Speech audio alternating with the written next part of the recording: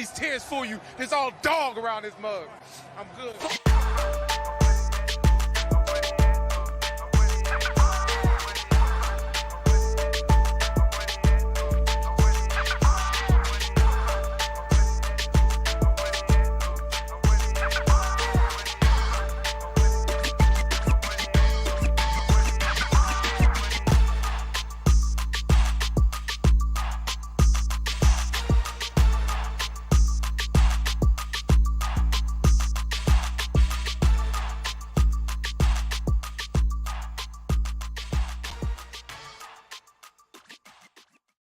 Hey, what's going on, Who Dat Nation? It is yours truly, TJ Jones. And yes, I am the host of the State of the Saints podcast. Thank you all so much for checking out the State of the Saints podcast, where we talk New Orleans Saints. Right now, I'm live at work at the radio station WLGI. Special shout out to everybody that's listening to this right now. Hope everyone had a good weekend. Last show we did was on Thursday. Took a couple of days off, had some things that were going on. Last week I was dealing with a little bit of a sinus infection, caused me to cough and sniffle and all that kind of stuff. I'm doing a little bit better. And this past weekend, we did an event the radio station WLGI. We did an event for it was called the Gullah Geechee Festival. Anybody that's from the North Carolina, South Carolina area, they know that Gullah Geechee is very synonymous with South Carolina culture. It stems back from the West African days when, a lot of African Americans came over, and a lot of them didn't speak the language. So the Geechee language is kind of stemmed from a little bit of this and a little bit of that.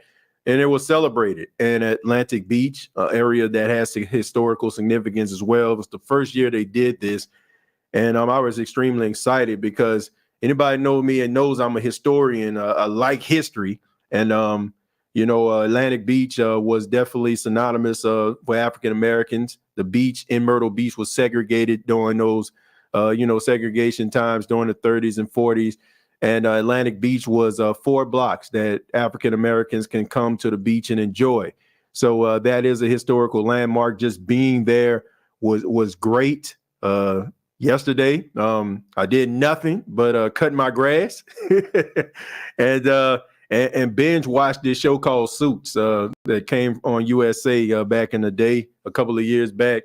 So, man, I enjoy my weekend, man. There's not many times where I can just actually spend a day to do absolutely nothing and also be able to go out to an event and enjoy it. And I hope you enjoyed your weekend. And shouts out to everybody in the chat right now. Shouts out to everybody that's listening, no matter if you're listening on YouTube or you're watching it, whatever, or what have you. Thank you so much for choosing the State of the Saints podcast. We're extremely close to getting 10,000 subscribers. We're really, really close. And I'm asking everybody for their help. I'm not one of those people that's like, oh, man, if they do that, they do it. I want to get to 10,000 subscribers, and I need your help. So if you check out the State of the Saints podcast, you watch it consistently, I just ask that you hit the like button and also hit the subscription button so we can get to 10,000. And I would really appreciate that.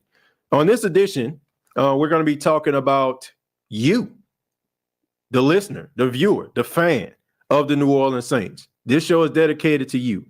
And it's very, very simple. The question is, are you convinced that the Saints have gotten better in 2023? Now, some people will probably say this, and they're probably saying to themselves right now as they're watching me, TJ, are you out of your freaking mind? Of course they got better. You bring in Derek Carr, you bring in Cullen Saunders, you bring in so many other guys to help this team get better. So, of course, they've gotten better. But I think that we all can be all in agreement when it comes to accumulating this talent. Yes, they have gotten better. But we know if you've been watching football long enough or you've been watching organized sports long enough, you know that it takes more than just a bunch of guys coming together or a bunch of ladies coming together to win something. It involves chemistry. It involves coaching. It involves certain things going your way, the break, so to speak. And you have a large amount of Saints fans that aren't really fully bought in to this team, and some people have given me, comments about the team like, yeah, I like the team, but I don't trust Dennis Allen.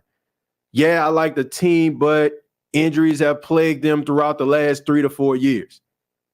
Yes, the team has gotten better, in my opinion. And I've talked about this before, but I'm one of those individuals. I like to reserve my judgment to everything just comes together. Now, some people would say you're teetering the fence, so to speak. You're not really, committed. I don't worry about that type of stuff because here's the reality. I just feel like when people jump to those type of conclusions, they don't have a compelling enough argument to be able to go back and forth with a person. Like people that get on social media, and when I critique football, critique the Saints, whatever, and they just say something like you're a hater or you're not a real fan, I don't pay any attention to that because most people don't know me personally. And also people have a tendency of reading into things they want to read into, right? They come to their own conclusions. They don't try to follow up or anything like that. So I don't concern myself with that. But once again, there are people, there are fans that are very, very reluctant to embrace this football team. And on this edition, we're going to be answering the question, why? Right? Now, why do you feel this way? Why do you feel the way that you do? And what would it take in order for you to be convinced that this team can make a run at it? Because if you look at the New Orleans Saints this offseason, they didn't really do anything that was just monumental or, something that we just felt like, that just put us in absolute shock. That includes the signing of Derek Carr. Like, seriously. Like, signing Derek Carr didn't surprise me at all. They went out and they got pieces that they needed, right? We knew they needed help on the interior, and they got it, right? They got Brian Bresee. They got Colin Sanders. They got Nathan Shepard. They brought back Malcolm Roach. They got all the things that we felt they needed, right? Needed help a little bit in the secondary. Left a little bit to be, left a lot to be desired, in some cases, especially when it came to the turnovers. Now, discipline when it came to the secondary was pretty decent. The only thing is, if you go back and you look at last season, they just didn't get turnovers. They just did not get turnovers, and that was a huge concern. And they fixed that. They brought in guys like Lonnie Johnson. They brought in guys like Jonathan Abram. They got guys that can help in the secondary. They got help on the defensive line. And that is what everybody wanted, right? And including like on offense, they went out and they got wide receivers, right? Not only did they get wide receivers, like, guys that are promising like A.T. Perry, but they went out and got guys that kind of have like the same build and makeup of a guy like a Michael Thomas, who has unfortunately been hurt over the last 2 to 3 years and has not been there, right? And also, now you found the diamond in the rough in Rashid Shaheed, and you also have what it looks like Chris Olave taking that next step to being a star in the National Football League. So the Saints did everything they needed to do. Also, what I definitely like, and I know this can be considered underrated, they went out and they got another kicker, right? We know Will Lutz has been clutch for the New Orleans Saints, but last year was like one of his worst seasons. And even he would tell you that. So the Saints didn't just sit around and say, oh, he got the yip, a little bit of the yips, but, he's going to come back this year. They went out and they got somebody to compete with him. And as you look at all sides of the football, everybody is competing for a job. Right now, we don't know what the wide receiver group is going to look like. We just know that we just know that Jerry believes that Traquan Smith is on borrowed time. But for the most part, we don't know what this team is going to look like. I like the competition aspect and what they're trying to do. They're trying to make people earn it. And I have no problem with that whatsoever, because we should want this team to be, consist of guys that have earned their spot, no matter how long they've been with the team. Because we know that complacency can come up. Let's just be serious. If you've been at a job for 4 or 5 years, right, and you know that job like the back of your hand, sometimes, we all do it. Like, we kind of phone it in, right? It's kind of a little bit of a lazy day, right? I know where all the bodies are buried. I know how to get around what I need to do, right? And sometimes you need that situation or that person to push you in order for you to make it a little bit more competitive, and I like what the Saints are doing. I have no problem with that whatsoever. But once again, this show is dedicated to you and what you feel about this team. Are you convinced? That is the question. Are you convinced that this team is turning a corner? Of course, later on in the offseason, we're going to talk a little bit about records and all that kind of stuff. And I'm excited about that. I'm excited to talk about that. It becomes a little bit of a tradition here on the State of the Saints podcast. And I feel bad, and I'm sorry for individuals that that invite me onto their platforms and they ask me about the schedule, and I tell them, I do like a show that kind of, focus on that. And I feel bad because maybe they want to know, or, I feel like I can't really expound on it because it takes away from what we're trying to do here. But you got to be confident to a certain extent. But the question is, how confident are you? But let me go ahead and read some of your comments, and then we'll go ahead and get started from there. Let's see. Let's start with Yellow. Yellow says, I will even go as far as to say the coaching staff looks okay. There's definitely a different energy from last year compared to this one. We just got to stand behind it for now. Okay. I'll just put it to you like this. I think what we're actually seeing is individuals more confident about where they are, who they are, and what they can be. This is probably about to sound extremely, controversial, but it is what it is.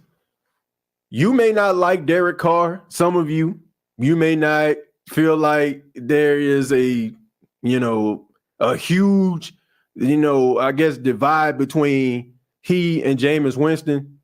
But I'm telling you, Derek Carr addition to the New Orleans Saints has this team feeling different. Now, I don't think it has anything to do with they didn't believe that they can win with Jameis Winston as the quarterback. I just feel like when Derek Carr signed on the dotted line, it made things a little bit different from his control of the offense, from his ability to be able to complete passes at a high percentage, his ability to facilitate comebacks. I think that it changed people's minds.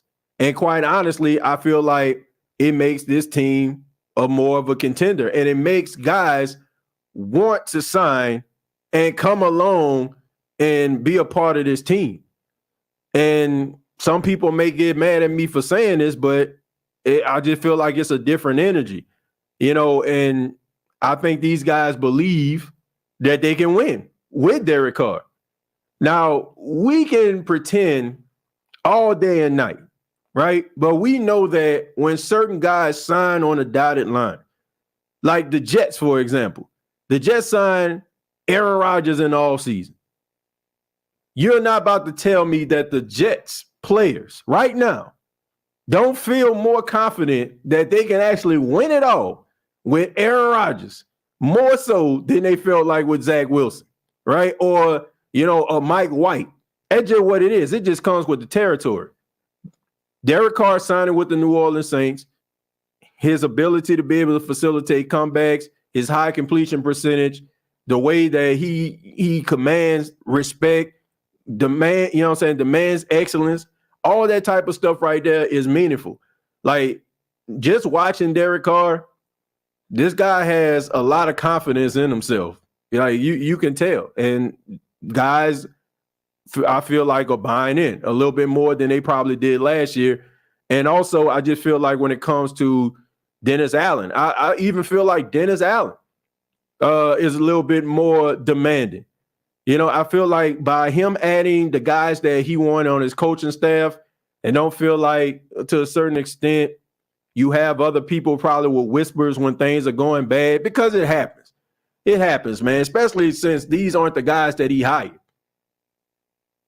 I feel like he's a little bit more confident because the guys that are on his team, those are the guys that he appointed, and he feels more like this is his team. So I do feel like there's a different vibe with this team. And I know probably, the Jameis Winston, supporters are probably going to come after me for what I just said about Derek Carr, but it's the same thing when Tom Brady came to Tampa. It's just that simple. I think they like Jameis. But at the same time, this is Tom freaking Brady we talking about here. This, this dude, can get the job done. So I don't know. Like I said, I do feel like it's a different vibe. And I know anytime like we have these type of conversations, in come, the Jameis Winston supporters talking about how nobody like him and he ain't getting the respect he deserves. I'm just telling you how it is. Let me see. Let me stroll down again. Yella says, I see Derek Carr as the best combo. Winston wants to attack down the field with some of Drew Brees' mindset to take what you can get. So that's good. Plus tight ends looking good, plus depth. Yeah, they got a lot going on, man, that can add to this team offensively. And if you got the right guy, pulling the strings and being able to put guys in position to succeed, your offense definitely is going to grow. In my opinion, I think is on Pete with the play calling. He cannot be conservative, expand the playbook, and put your weapons in the best situation. I'm gonna say it like this, man. And this may sound controversial also, but I really feel like the Saints have to have a guy like Derek Carr in order for them to succeed. And let me explain what I'm saying. Derek Carr is going to put the Saints in a position to succeed offensively. And I do think that he probably from time to time going to bump heads with Pete Carmichael, because some of the plays that we all know that last season, I think one of the biggest issues that they had with Josh McDaniel and Derek Carr was that Derek Carr would scratch what Josh McDaniel did and basically, call a play that he feel like is going to work. I think that sometimes you need that quarterback that's going to be able to see it before it happens. And, sometimes you might get mad. The coordinator may get mad at you. The coach may get mad at you. But if it generates results, then you can't get too mad, right? If it generates a 23-yard gain instead of a 2-yard gain or something like that. I just feel like when it comes to this coaching staff, until they prove me wrong, they need star players that can win beyond what's given to them. They need somebody that's going to go above and beyond. When you had Sean Payton as your head coach, I feel you can take average talent. You can take average talent, and that average talent can play average to a little bit above average, right? Because of the schemes, the play calling, and how Sean Payton kind of designed things. He knew that a wide receiver was limited.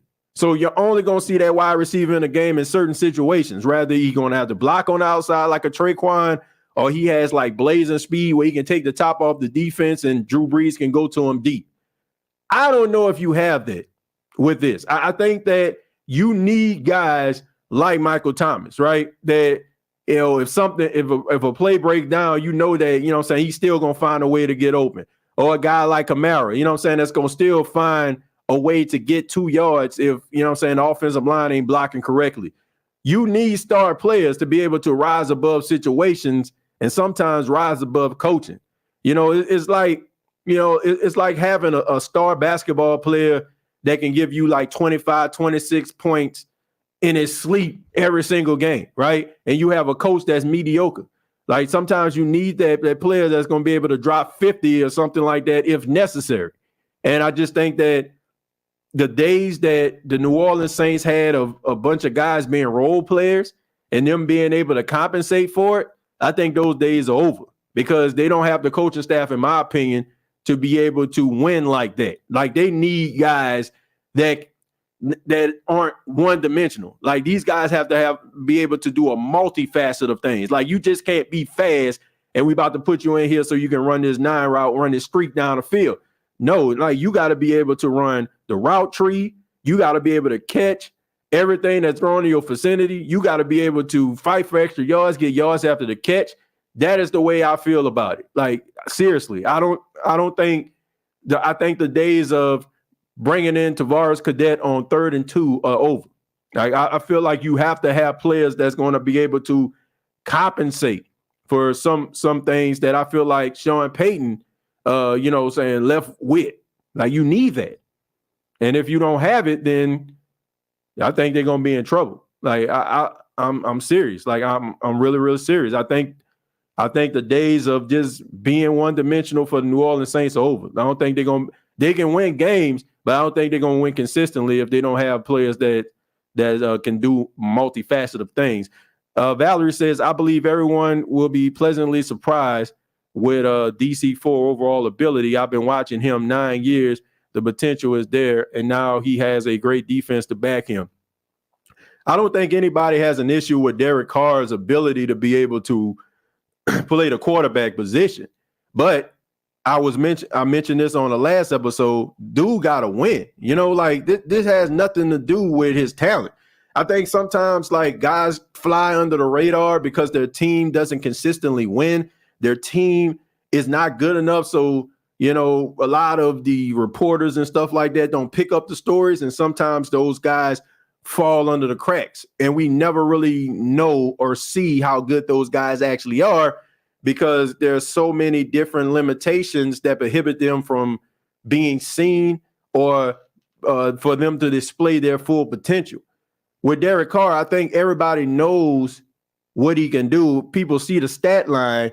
People see all these things, but at the same time, you got to win too, right? It can't just be, he completed 67% of his passes, but that means nothing if you're not winning consistently. That means nothing if you're not making the playoffs. That means nothing, but I mean, it looks good on the stat sheet. Get you a couple Pro Bowl berths and all that kind of stuff, and that's cool, but it's not going to put you in the upper echelon of quarterbacks. You're always going to be a ESPN undisputed segment. Are you good? Are you not? That's what it's going to be, right? When I mention certain names, there are no brainers in modern day NFL. If I say Joe Burrow, like this is a no brainer, dude, good. If I say Patrick Mahomes, it's a no brainer, he's good. Josh Allen, no brainer, he's good. And I started mentioning guys like Derek Carr, like, he all right, but he got to win, right? There's guys that are no-brainers, and then there's guys who you're trying to get into the room, right? It's like getting into an exclusive club or something like that, right? You come there, you show up with your tux on and, your suit and tie, what have you, and you're trying to get into the, the smokers club and stuff like that, and all of a sudden, like, do you have your card? No, I don't have my card, but such and such who comes here all the time tells me I can get in.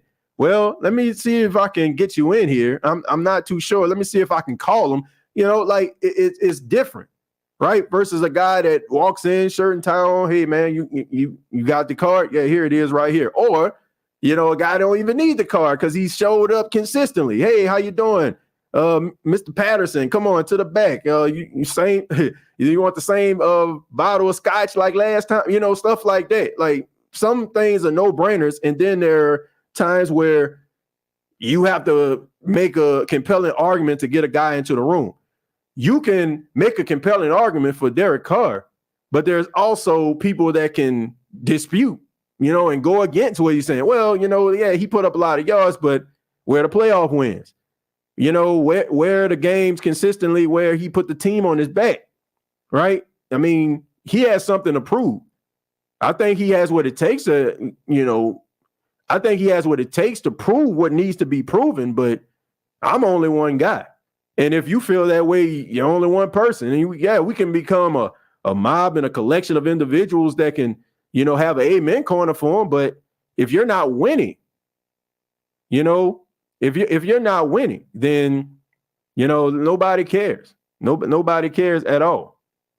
Let's see. That's what I like about Derek Carr. He's vocal. If he sees something he doesn't like on the field, he will call it out or demand a change of play. Yeah, I mean, you need that in your quarterback to be able to see it, to be able to feel it, and also to be able to hold guys accountable. Like, that's important too. And that comes with respect from the league. That comes with consistency at the quarterback position. Now, you can't just be no average Joe Blow, and come out there and be saying, "Oh man, you need to get right here." And if a guy you're just a average Joe Blow and you talking like that, man, guy gonna go sit down somewhere and be like, "You need to go sit down with me." You gotta show that you are capable of leading men. You gotta show that you're capable of putting a team on your back. And if you're vocal and you have the game to back it up, guys are gonna follow you. But you gotta get it done too. I think you got to get it done too. Let's see. On paper, the Saints have a playoff roster. It depends on the coach, and I'm thankful I'm watching the live show. Jules, thank you so much for being here. I appreciate that. Huncho, yeah, that's one aspect. Quarterback is a huge factor, plus a damaged O-line. You can only do so much. Yeah, look, man, I just think that everything got to come together in order for this team to be successful. Do the offensive coordinator and Derek Carr need to be on the same page? Absolutely. Yeah, they got to be on the same page. They got to be able to understand one another. The offensive coordinator needs to understand the plays and the situations that Derek Carr can excel in. And also, Derek Carr has to understand the offensive philosophies of Pete Carmichael. It can work. I think that the fact that Derek Carr is a veteran that has seen it all and done it all, understands the West Coast offense, probably just the difference is of the verbiage of it. I think he fully understands it, and I think they'll be ready. I think you'll probably see some hiccups in the road early in the season, and then eventually, they're going to hit the ground running when it comes to chemistry. I think that you need that, but it all depends. But I think that they'll be able to get it together. I like the fact that, they brought in a guy like John Gruden. Despite what people may think about John Gruden, he understands Derek Carr. He coached Derek Carr. Derek Carr had his best numbers statistically under John Gruden. So John Gruden has an understanding of what Carr can do best. And, they're trying to figure that out. And I like the fact that the Saints, like a couple of years ago, in my honest opinion, this probably wouldn't happen. This probably wouldn't have happened. You probably wouldn't have seen John Gruden roll, a controversial figure like a Gruden showing up at the Saints facility. You probably didn't see that. But the Saints are willing to, I guess, negate the opinions of public opinion, negate that and, and be like, okay, it's fine. We'll take the backlash, but at least we know that we're going to, figure out and know what this guy's tendencies are, and we're going to find the best guy to give it to us, and that's John Gruden. So there you go right there. Let's see. Josh says Yeller knows if they ran that trash offense because of Winston and Dalton wasn't their guys. That's high-key sabotage, but that's neither here nor there. I don't know if it's high-key sabotage. I honestly just feel like Dalton wasn't really their guy. But they to me, I just felt like he was a he was a means to an end. Now, when it came to Jameis, I don't feel like Jameis was their guy. I don't. I don't think that – I think they like Jameis. It's pretty obvious they like him, but they don't see him as the future of the franchise. I don't think they ever did. I think when Jameis – when Sean Payton left, that was Jameis' last shot to really just be looked at as the future franchise quarterback of the New Orleans Saints. Because I think, once again, the coaching staff, the GM likes Jameis, but I don't think they look at him as the starting quarterback of the team. I think that was Sean Payton's vision, combined with Sean Payton having a soft spot for what they call, broken toys. And I'm not, I'm only calling it that because what the NFL world looks at when they see Jameis Winston. Like, seriously, like, I like Jameis, you like Jameis, but let's just be real about this.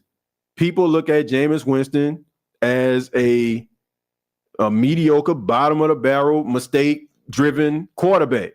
That's just what it is. Like, any national show that you go to, guys are going to be cracking jokes about Jameis, and they probably got one guy up there that's going to defend him, right? So I think when it comes to like certain players who have a reputation of kind of being damaged goods, the Kevin Whites of the world, right? Sean Payton wants to show his genius. Like, oh, you couldn't do anything with him? Watch what I do with him. And I just feel like when he left, the whole narrative and thought pattern of Jameis Winston, like seriously being considered as the franchise quarterback, went out the window. I think they wanted him. I think they want him to be on a team. Why would anybody not want Jameis Winston as a teammate? Like, the dude, like, I don't think that's a facade. I don't think that's an act or anything. When he's on a sideline cheering for his teammates and encouraging them, I think that's genuinely how he feels.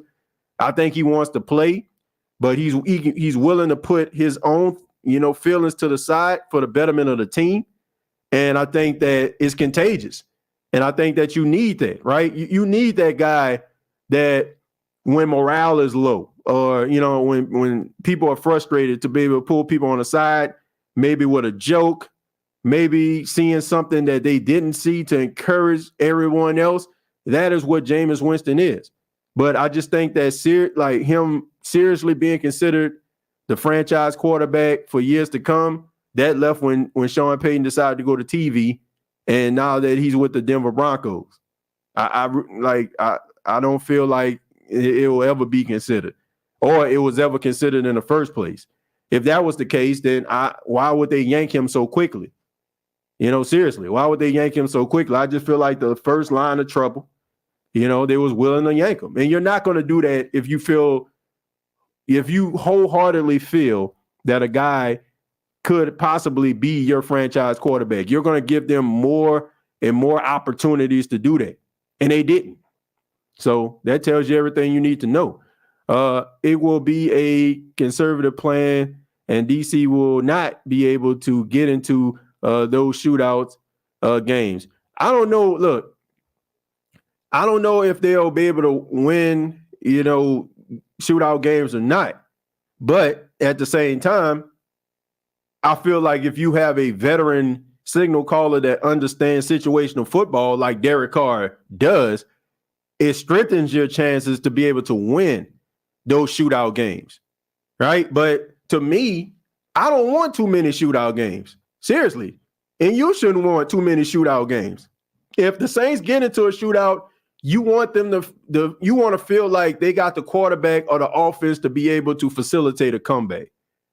I feel like with Derek Carr, it gives people confidence. You know that he can do it. He's done it 33 times throughout his career. So there you go.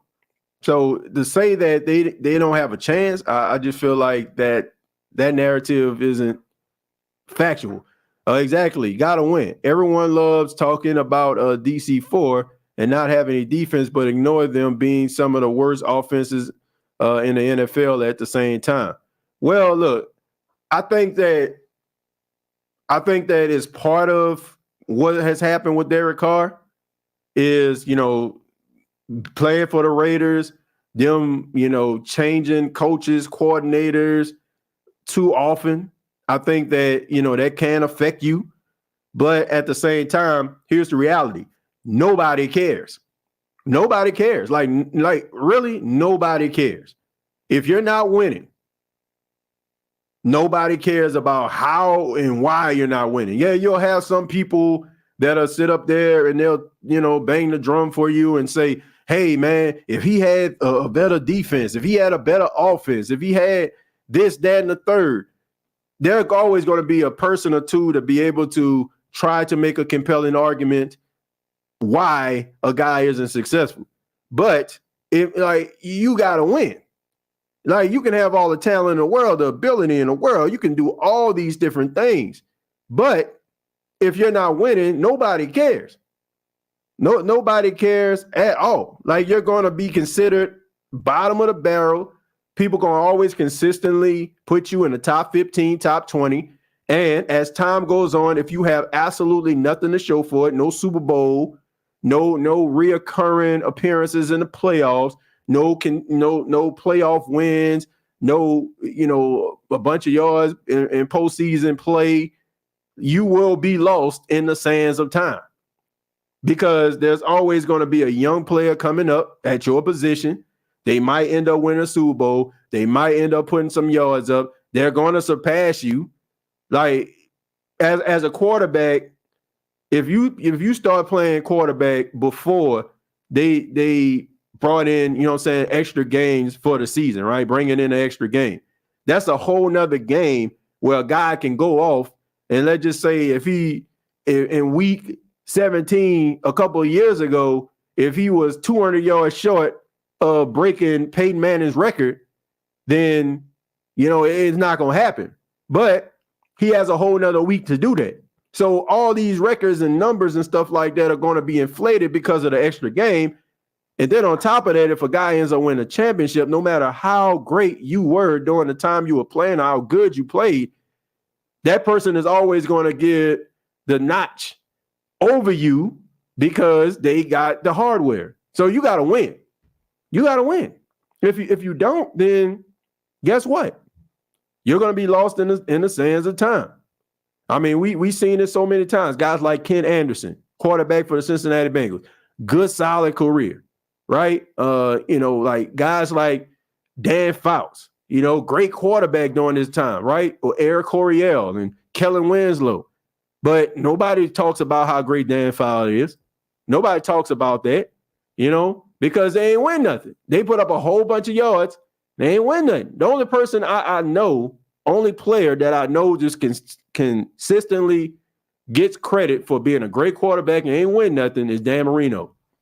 Everybody else, all of guys who went toe-to-toe with Dan Marino, a lot of these guys aren't being considered. Now, they'll get a Hall of Fame and stuff like that, but they have to wait 10, 15 years to do that. So you got to win. Like, you can't just put up yards and not win nothing. Like, just think about this. If Drew Brees never won that Super Bowl 44, he would have had a whole bunch of, a bunch of yards. But as you look, Tom Brady played an extra year and broke all that. So, we know how great Drew Brees was. But now, Drew Brees can be in that conversation because you can say Drew Brees won a Super Bowl, right? So the guy that you may be considering to surpass Drew Brees may not have what Drew Brees has. You got to win, all in all. The phone lines. Thank you very much for $2. Says open us. I'll see if I can actually open up the phone lines to take a few calls in just a minute. Let's see. Agree. They never did see him the same way as Sean Payton did. No, they didn't. Who cares if Gruden is racist? It has nothing to do with his coaching ability. Plenty of black players and coaches can't stand white people, and we don't find and fire them, nor should we. I don't know about all that. I don't know about that. As far as saying who cares if he's racist, I mean, a lot of people do. I don't think anybody wants to be coached or be talked to or, be around somebody that has that type of heart or that type of mind frame. I don't know. I don't know who was around. I don't know, I'm pretty sure they talked to the players, especially like the leadership of the team before they brought him in to get everybody else on board. But there's a lot of people that care about that.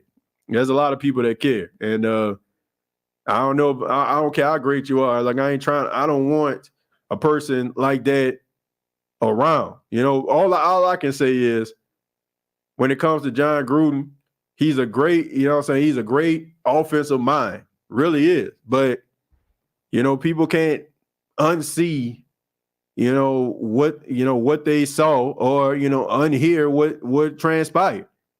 But at the same time, I'm pretty sure like the New Orleans Saints organization are not just going to bring him in without having a conversation with the leadership to get the other guys on board. I can tell you that right now. Agreed. They never did see him the same way. I already read that. Race has it said, but this past season wasn't on this one. Yeah, I mean, look, we all know that there are biases, that take place, but what happened with Jameis Winston, to me, didn't have anything to do with race. I just think that we are so quick to jump to that conclusion when the opposition, is the opposite color of the person. You know what I'm saying? Like if it's a black-white issue, we always just try to, tie it up in a nice little racism bow. But I also think that that's very dangerous at the same time. And I've said this before. When we just chunk everything up to racism, people stop listening. Like, seriously, like people just stop listening. They zone out.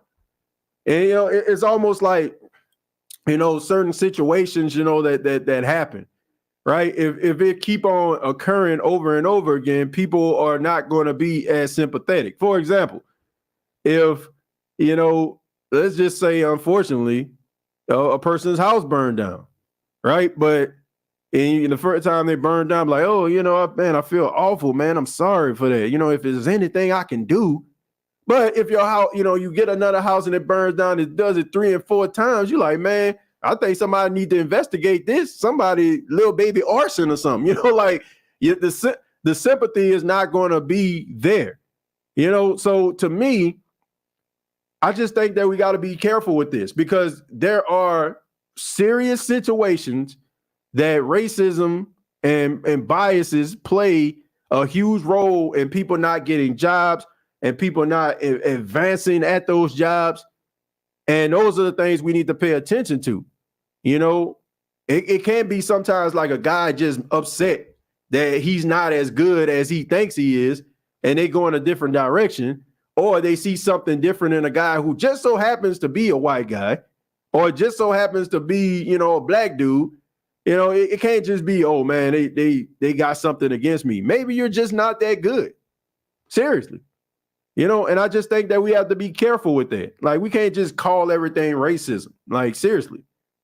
Like, sometimes, maybe it's just not that. Let's see. Please review those comebacks. How many were actually garbage results? Not a playoff game matters. I don't review. I'm pretty sure some of them, probably was, he probably started off bad and got it together. And there are probably some games where, they needed him in order for him to facilitate comebacks. I mean, but at the same time, I can say the same thing about Drew Brees, I mean, I think about that game versus the Washington Redskins, both of them. You got the classic game where Robert Meacham ripped the ball away. Drew Brees played like garbage in that game. Even with that, like Drew Brees throws the ball off his back foot into the middle of the field and it gets picked off, right? But at the same time, he came back like he lost his freaking mind in the second half. And both of those games, the one that Robert Meacham and the 2017 game where Alvin Kamara, scored with the late game heroics and Drew Brees got hot. I mean, you can talk about that all, like we can do this all day. There's always going to be games where comebacks take place.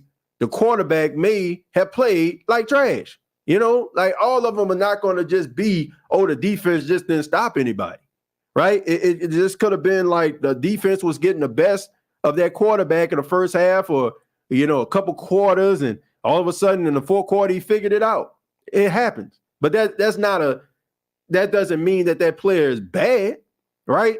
Oh, like he look in this game right here. I mean, everybody does it. I'm pretty sure every great quarterback that you could think of, every good borderline elite quarterback that you can think of have had games where they are responsible for why their team is behind, and they're also responsible for why their team finds success and win. For example, who remembers the game in the playoffs with Trevor Lawrence? Trevor Lawrence threw 4 interceptions in the first half versus the Los Angeles Chargers. Came back in the second half and threw 4 touchdowns in the second half. So he had 4 touchdowns, 4 interceptions. He was responsible for the team being behind, and he was also responsible for them winning and going to the divisional round of playoffs against the Chiefs. It happens.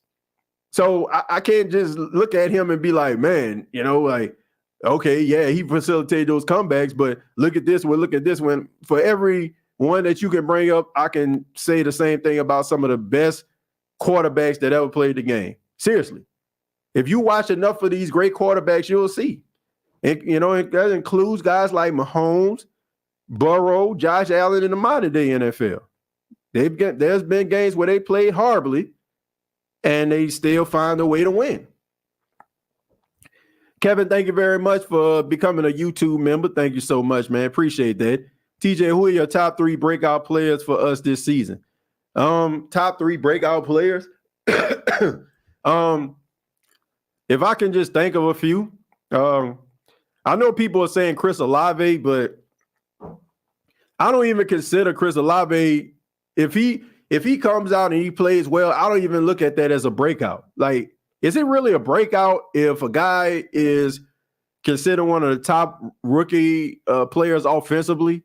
You're like in the top 3 of the final votes of the offensive rookie of the year. Like, is that really a breakout? I guess like if he falls into like the top 3 wide receiver yardage groups or something. But I don't look at him as like, like he's a breakout. I feel like he already broke out. Like, everybody know how good he is, and everybody expect for him to be even better. So I wouldn't even mention Chris Olave in that regard. Like a guy like Rashid Shaheed, like I would consider him as a breakout, right? Because he's a guy who basically came out of nowhere.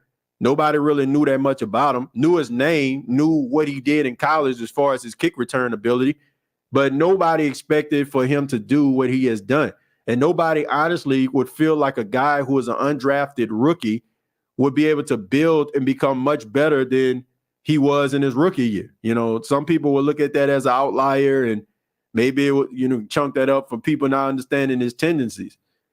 But I feel like, what is inside of Rashid Shaheed as far as his skill set, his ability, his athleticism, I feel like, you can find a good solid number 2 on your depth chart. So I'm gonna say him as the number 1. The number 2 I would say would be DeMarco Jackson. Because I feel like DeMarco is a guy who was building momentum during the offseason programs, end up getting hurt, and didn't get an opportunity to really show what he's made of. So, and I also feel like that's one of the main reasons why you have some Saints fans panicking about the linebacker position, but the Saints haven't addressed it because, look, there's 2 reasons why a team won't do that. Number 1 is salary cap. They feel like, they don't have enough money to get somebody of quality. Or number 2, a young player has emerged and they feel like they're comfortable at that position. I prefer the latter. So I'm going to say DeMarco Jackson would be my number 2. Number 3 for me would be Paulson Adebo. I think that Paulson Adebo will be much better than he was in year 2. I think with the combination of the ankle injury that he dealt with the entire season and how smart this guy is and his ability to be able to understand fully the playbook and, and everything it entails, I think you're going to see a much better Paulson Adebo. And this would not surprise me if Paulson Adebo leads the secondary interceptions this season. Like I think that you're probably going to see that from him. Those are my top 3 guys I would consider as breakouts. Let's see. Disagree on your Dan Fouts take. Tough time then. I don't understand what we're disagreeing about Dan Fouts. I don't understand what you're talking about there. What's there to disagree with? Like when you start talking about like great quarterbacks, who brings up Dan Fouts? Like who brings them up? Like, I don't know, maybe people in your circle, I don't know, but ain't nobody bringing up no Dan Fouts when they talk about some of the greatest quarterbacks of all time. But if you look at Dan Fouts and, Don Coryell, the head coach, and Kellen Winslow and all those other guys that they had on the team, they were the epitome of offensive efficiency. There are a few teams in the like early to mid 80s, that you can just look at, and they were before their time. That was Don Shula's Dolphins when Dan Marino was young, right? When he threw 5,000 yards, that was unheard of at that time, right? When you had Mark Jackson and Mark Duper, the Marx brothers, when you had those guys on the team, right? And he was throwing the ball left and right. And then, like I said, then you had Eric Coryell. They were before their time. And it was the epitome of offensive innovation. And Dan Fouts put up a lot of yards. But if you were to ask anybody, man, who was some of the top quarterbacks of all time, then you'll start hearing a whole bunch of guys. And somebody will yell out, man, what about Dan Fouts? And you know what somebody will say? Oh, yeah, Dan Fouts. Yeah, man, he was good. That boy was a beast back in the, but he's not going to be on the lips of people when they start like reciting some of the greatest quarterbacks of all time. That's what I'm saying. I'm not saying that he wasn't good. That's my whole point. He was good, but people are not going to mention his name as often. So a good coach sees a player different than a mediocre to bad coach. I don't know how to look at that one. You said, so a good coach sees a player different than a mediocre to bad coach. I don't know what you mean by that. Let me see if I can rephrase what you're saying. You said, so a good coach sees a player different than a mediocre to bad coach. I don't want to say these. Oh, yeah. Nah, I take that back. Yes, I am saying that. Because here's the thing. When it comes to a mediocre coach, you got to think about the situations, right? You got to think about the player. You got to think about the time. And you also got to think about the situation. Allow me to elaborate. Okay, if you have a player, right, he's good, right? But at the same time, you only feel like this player can do so much for you. For example, he probably give you 3 catches, 40-something yards per game or something like that, like in your system. Or, or in certain situations, like you're not going to call this guy. It'd be like, okay, man, it's your time to shine, right? You're not going to do that in certain situations. And sometimes if you have a bunch of middle of the pack, average players, and you have a middle of the pack, average coach, he's not going to be able to draw up or create like a really good situation in order for that player to be effective versus a great coach who basically is cocky, arrogant, to a point where they will sit up late at night, 2, 3 in the morning, right, to come up with plays just to try to stick it to the establishment and say, I can win with anybody. Like, you may not believe this, but they have coaches like that. They have these coaches that want these players that they can provide a rags to riches story. You're not going to tell me that a guy like, I'm trying to see, Kevin McConnell, right? He's the coach of the Minnesota Vikings, is going to sit up here and try to play around with a guy like Jalen Reagor year after year after year. But Sean Payton will. Sean Payton will do it. Sean Payton will can continuously. A guy like Belichick will consistently do it, right? Because there's a level of arrogance about them. They're supposed to be the smartest guys in the room. Come on, man. Let's be serious about this. Who up here looking at a guy like Kevin White? Think about this. Think about the last couple of teams that Kevin White has played for. He played for a coach that is known for offensive innovations and that can get the best out of anybody. Who did he play for before he got to the Saints? The 49ers. Who is the 49ers head coach? Kyle Shanahan. Isn't Kyle Shanahan considered one of the top offensive minds in football? Isn't he one of those guys that people look at and be like, man, he can get the best out of anybody? I don't think we need to think about that long. All I have to say is one name, Brock Purdy. So you have coaches that are like that versus a guy who is, when I say when time is not on their side, like a guy like Dennis Allen. Dennis Allen ain't got time to be dealing with a guy that is a rags to riches story or a possible rags to riches story because he needs to win right now. He needs to win.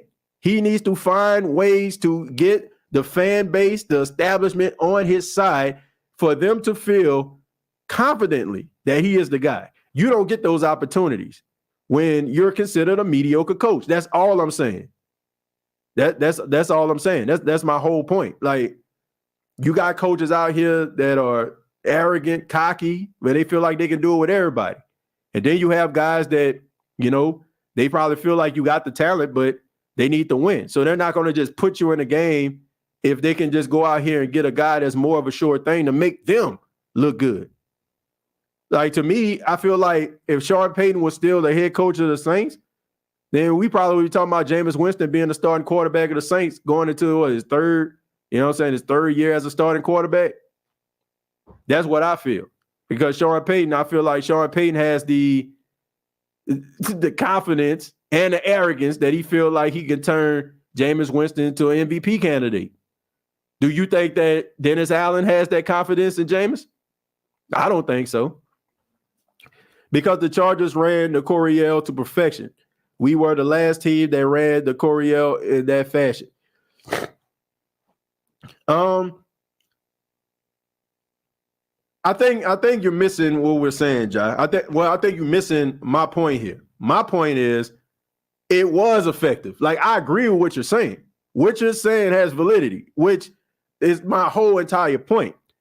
It was a special time when Don Coryell, Dan Fouts, Kellen Winslow, that offense was out there balling, killing teams, putting up mammoth numbers, for that particular time. That part is true. But what I'm saying is, when you start talking about the greatest quarterbacks of all time, when you start talking about some of the best to ever do it, Dan Fouts get pushed to the back. He put up big numbers, but they weren't able to get they weren't able to get out of the playoffs, right? They always ran into Miami. They always ran into Cincinnati. They always ran into a team that was able to take them down no matter how offensively efficient they were.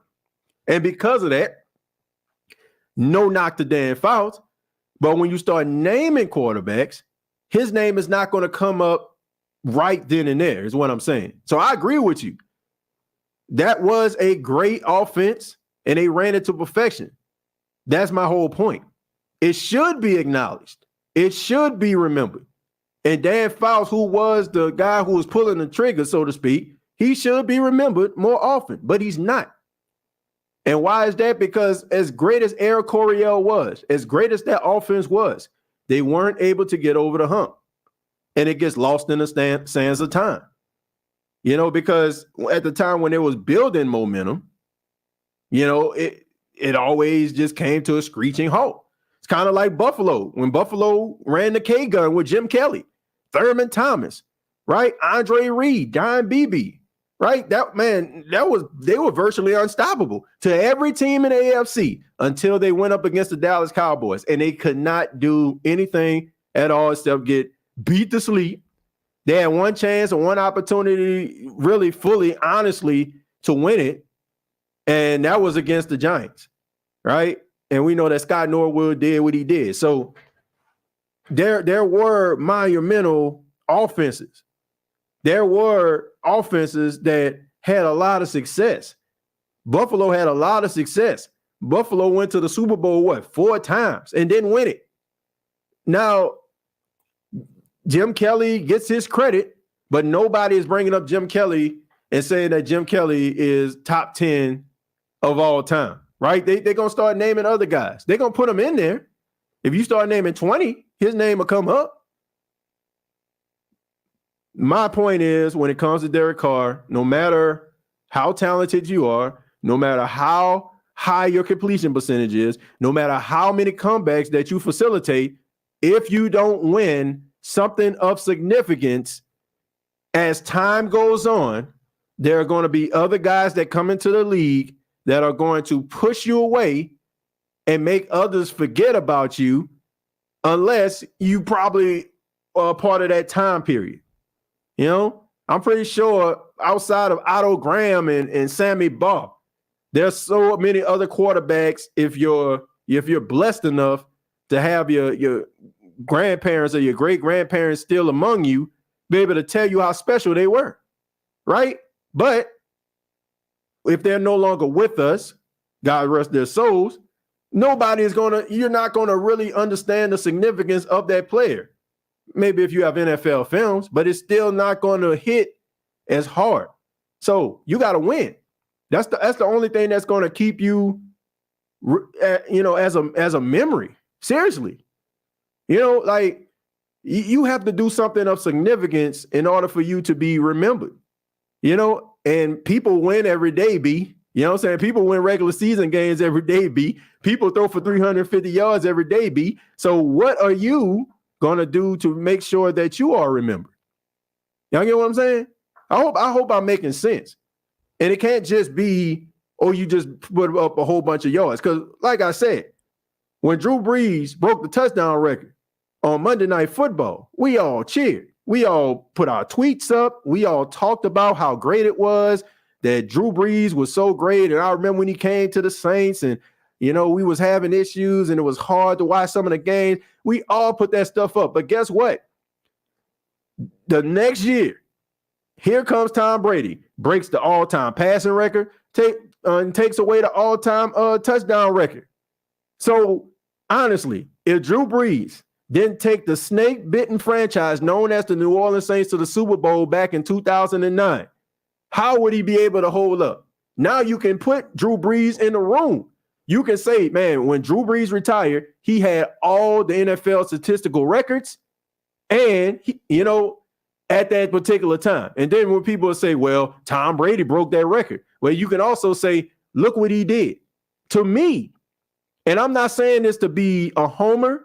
I'm not saying this because I'm from the city of New Orleans and I've been watching the Saints my entire life. This is a fact in my mind. Teams that are known for stinking, not being very good, and you have a player of significance that leads them to the promised land, to me, it means more than just one ring. When you, like LeBron or not, when LeBron won a championship for the Cleveland Cavaliers, that meant more to me, to his legacy, than him winning with the Lakers and him winning with the Heat. Tell me I'm lying. Tell me what's more impressive. What he did with Miami or what he did for Cleveland. A team, a city that's not known for winning. New Orleans, a team that is not known for winning. Hoping that this team actually looks like something. 7 games would be suffice for all my OGs out there that's been rolling with this team for a long time. 7 games would suffice. You were just hoping that it make it interesting around week 15. And this guy takes this team to the Super Bowl. To me, that along with the fact that he was undersized and he opened up doors for guys like a Bryce Young, like a Kyler Murray, like Russell Wilson. These guys probably wouldn't got opportunities, probably wouldn't have got drafted as high as they did if this guy who was 6 feet, 209 pounds, didn't exceed expectations and just break every statistical record. So with that, along with leading a snake-ridden franchise, you can always put Drew Brees in the room. But what happens if Drew Brees never leads this snake-bitten franchise to at least one Super Bowl, but he had all the statistical records? The same thing that happened. Tom Brady just washed that all away. And as time goes on, nobody will remember number 9. But you know what you are going to remember? You're going to remember at the time, Drew Brees leading the New Orleans Saints to the Super Bowl, knocking off Peyton Manning and the Indianapolis Colts. And that's something that can never be disputed on this guy's legacy. So you got to put him in the room.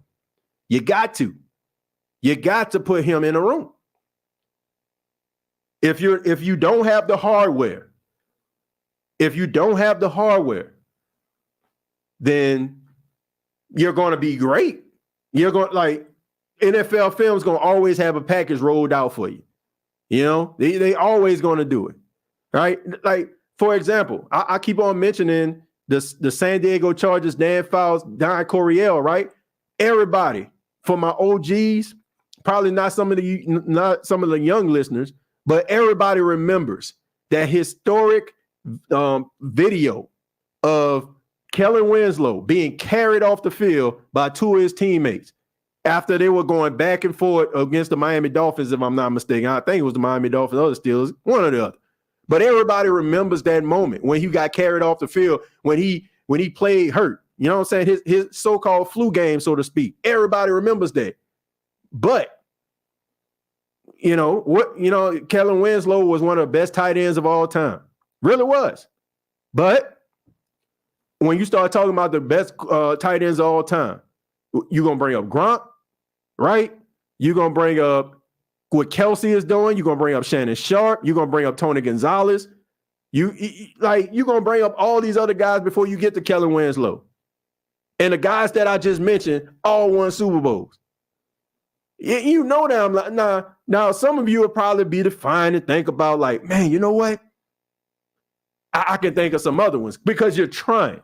But I'm just saying, like, it's almost like if I tell you, say the ABCs, you know what I'm saying? You're going to say A, B, C, D, E, F, G, right? When I start saying name some of the top quarterbacks of all time, if you're not thinking, you're going to start thinking, you're going to say Brady. You're going to say it probably in this order.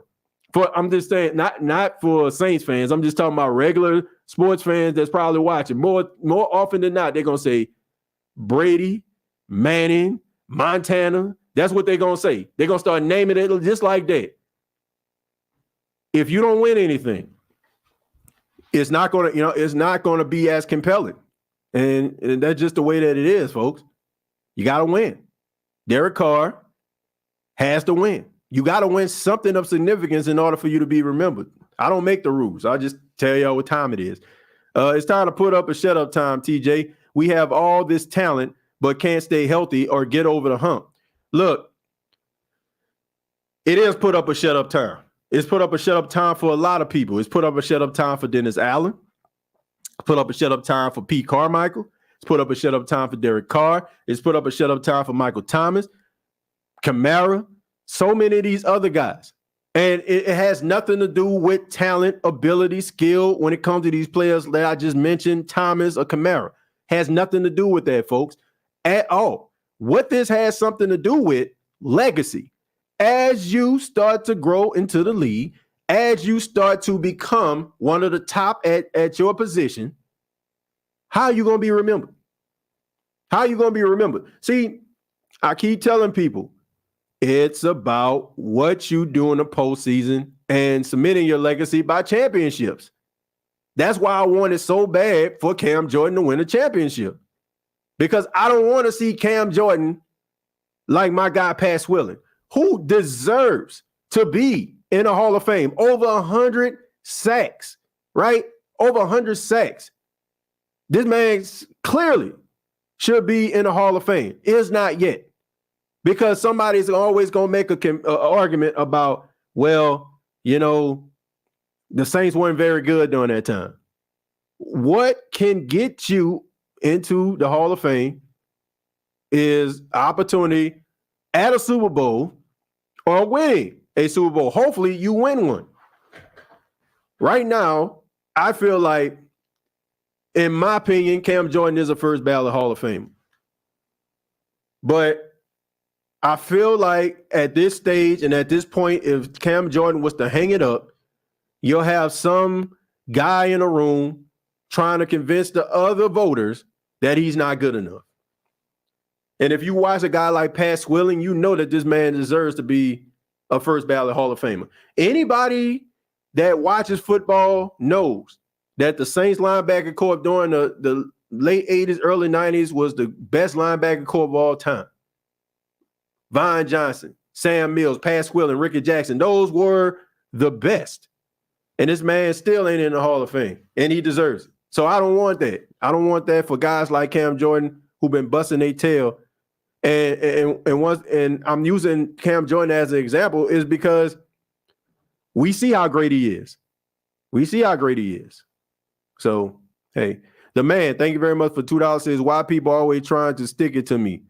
Yeah, I don't know. I guess because the man always trying to stick it to everybody else, I guess. I was agreeing with you. They look at the Chargers being some of the greatest teams while Faust is usually a part of the whole. Yeah, I mean, I agree. You know, like I said, I agree with that. But as great as he was, once again, one getting the consideration that he deserves as being one of the top quarterbacks, not only of his era, but just in general. Gruden was going to go with Winston over Carr before, but he was led to believe he was going back to Tampa. John Gruden loved James. Look, John Gruden is one of those individuals that falls into the same category as a Sean Payton. He's a guy that is so confident in his abilities to be able to put together offense and be able to do it with every player that comes in front of him. So, yeah, I do agree with that. I mean, it's the same guy that was out here lobbying for Johnny Manziel when he was out there. You know, this guy likes guys that are considered polarizing. And he definitely like guys that he feels that the NFL is kind of giving up on, media has given up on, in order to prove that he's great by making that person look like gold. You know what I'm saying? So, yeah, there you go. On a roll. Breed, nicely done, making your point. Yeah, I mean, look, I'm just giving you all, my thoughts on how I feel about this. It's deeper than just being talented. It is. How many people are talented watching this right now? Like, you can be as talented as you want to, but you have to do something that shows the world there's nobody else like you. Now, I'm not saying don't do nothing crazy. Don't do nothing ridiculous. But if you're an artist, if you're a content creator, if you're a seamstress, if you're doing a job, you want to show that you're the best. And how do you do that? You do that by showing that nobody else can be like you. They can't replicate what you're doing. A lot of people can do it like you, but there's only one you. And there are certain things that can't be disputed. When you put together a masterpiece that can't be disputed and it's great, and people can hate on it all they want to, but they got to respect the craft. That is when you solidified yourself and made a mark.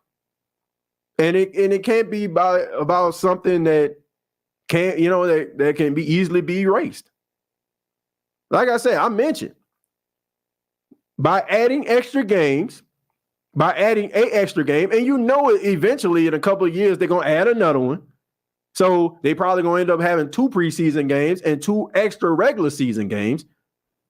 Those records are going to be broken, and it's going to be harder and harder for some of these other players that played in a certain area where they didn't have so many games.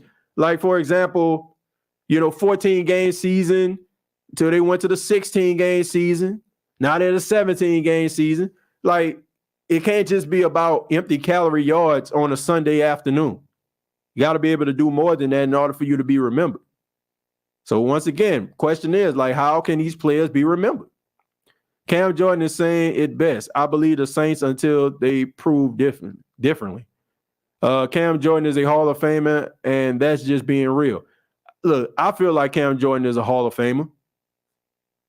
I feel like all of you, for the most part, believe. I don't say for the most part. If you're a Saints fan, he's a Hall of Famer. But the question is, what Hall of Famer? Like, is he a first ballot? Like, soon as 5 years, 5 years of retirement, first 5 years, are they gonna tell him to meet him in a hotel room and you're gonna knock on your door and say you're a Hall of Famer? I feel like it was kind of the same way when it came to some of these other players. I think that it'd be hard to dispute a guy with his resume if you add a Super Bowl championship. That will make him a first ballot. Like, I feel like he should be a first ballot. I really do. Just the fact that he doesn't miss games. He's over 100 sacks. He's the all-time leader in sacks for the New Orleans Saints. Multi-time Pro Bowlers. I know some people feel like Pro Bowl is just, another guy don't want to go, so let me take his place, and now you're a Pro Bowler. But reality, I mean, everything he's done in the league, yeah, he deserves to be in the Hall of Fame. But you still have guys that you probably, they probably going to dispute it. But if he wins a championship on top of everything he's done, no brainer. I believe they will make it to the NFC Championship game. If they do, I would be happy. People remember championships, sad but true. Carr needs to win so we can stop looking for the next Drew Brees. Yeah, look, I made a pitch.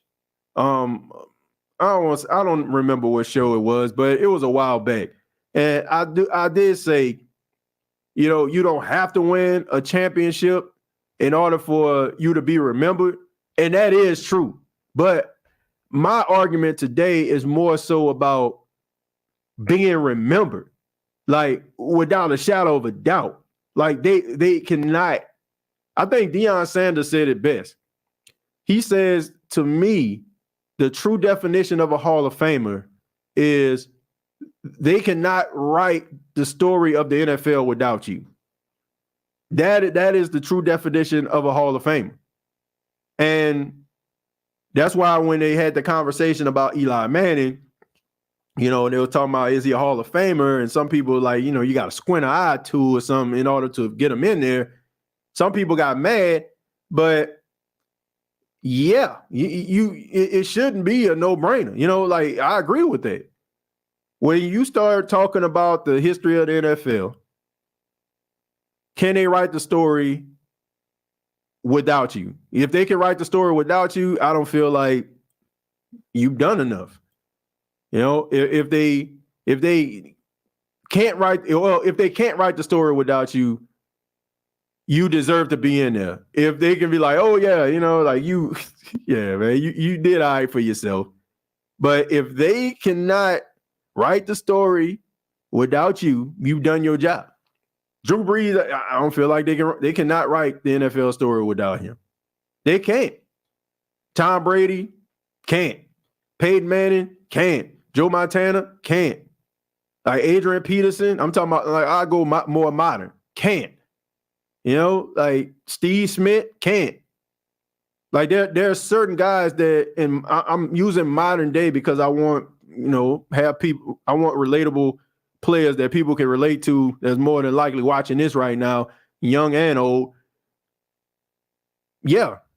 If I start calling out names and the first thing comes, like, oh, come on, man, let them in. But if I got to squint an eye, like it's kind of hard. It's kind of hard. Deion was absolutely right. Still disgusted about how the Hall of Fame did T.O. Yeah, that was nah. You can't do that. Like T.O., you got to write. If you're writing the history in the NFL, you got to include him. For better or for worse. Just asking, why do they let owners and coaches into the Pro Football Hall of Fame that never played the game? That could be more room for football players. Linda, that's a good question.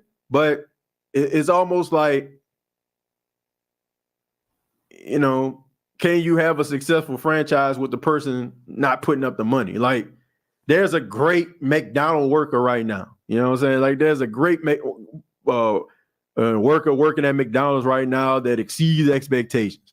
But can you write the story of that great McDonald's worker without mentioning Ray Kroc? You can't. Can you talk about the history of the Cowboys and not include Jerry Jones? You can't, right? That's what I said. It's not about your position. The question is, can they write the history of the NFL without you? Can they do it? You know what I'm saying? Can they write it? If they can't write it without you, then you didn't do it. You didn't do enough. You didn't do enough. But, if you're like, I got to stop writing. You know what I'm saying? Like, because we got to put this guy in here. Guys like Don Shula, he deserves it. hate him or not, Jerry Jones, he deserves it. There would be no franchise without these owners and the decisions that they make. Like Jerry Jones hired Jimmy Johnson to reconstruct the Dallas Cowboys, and he did it. So, I mean, can you write that? Like, it's the same way. Like, can you write the story of Drew Brees without Sean Payton? You can't. Like, can you write the legend of a Marcus Colston without Drew Brees? You can't. Like, there are certain things in sports that you cannot do. I feel like, once again, you have to acknowledge these guys. So that's the way I look at it. So do I feel like they deserve to be there? Yeah. I do feel like they need to get there because it's their brainchild. Believe it or not, it's their brainchild or it's their money, that the GM came to the owner and said, okay, we need to bring this guy in. Now, you got to keep in mind, they do not disclose salaries of coaches more often than not. I don't know if y'all noticed that or not. Every now and then, some might slide through the cracks. Some people might have a ballpark, but they do not talk numbers about coaches more than they talk about players. So that owner has to be convinced by that GM to bring in that guy. And that guy may be the one that turns your franchise around. So at that particular point, they have constructed a plan to turn the team around. So if they ain't signed off on it, there would be no Sean Payton. There would be no Belichick. You get what I'm saying? So, I mean, you gotta give them some credit. Like, Robert Kraft, he deserves to be in the Hall of Fame. He deserves it. Because think about this. Belichick was on his way to the Jets, right? And let's just say the Jets could have been the Patriots. And the Patriots could have been that team that looked like the Jets.